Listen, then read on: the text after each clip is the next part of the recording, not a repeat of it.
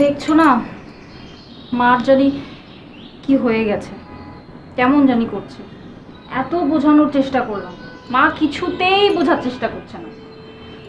কি জানি তার মাথায় ঢুকেছে মিরাজের এত অকালে চলে যাওয়া নাকি তোমার কারণেই হয়েছে।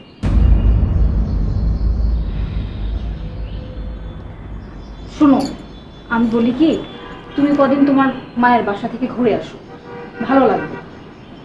আমি তো তোমার মনের অবস্থাটা বুঝি, তাই বললাম। আমি যাই, কিছু হাতের কাজ ফেলে রেখেছি।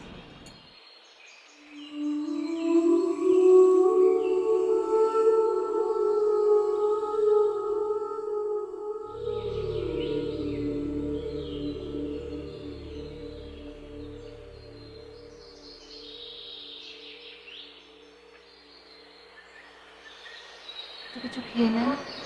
আমার খিদা নেই, যাও।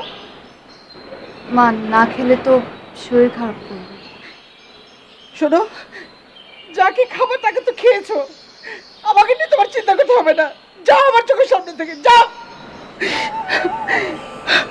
আমার ছেলেটা চলে গেল, আল্লাহ আমাকে কেন দেখলো না, আমাকে কেন দিল না। যাও না তুমি আমার সামনে থেকে, যাও।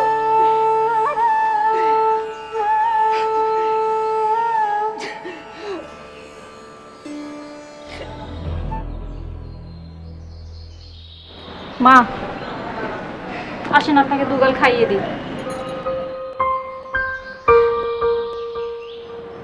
আমি খাবো না, নিয়ে যাও। আর কত যে অমঙ্গল হবে মা, আল্লাহই জানে।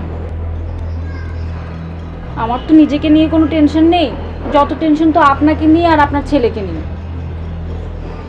বিয়ের 6 মাস আগে নিজের বাবাকে খেয়েছে, আর 10 দিনের মাথায় মিরাজকে।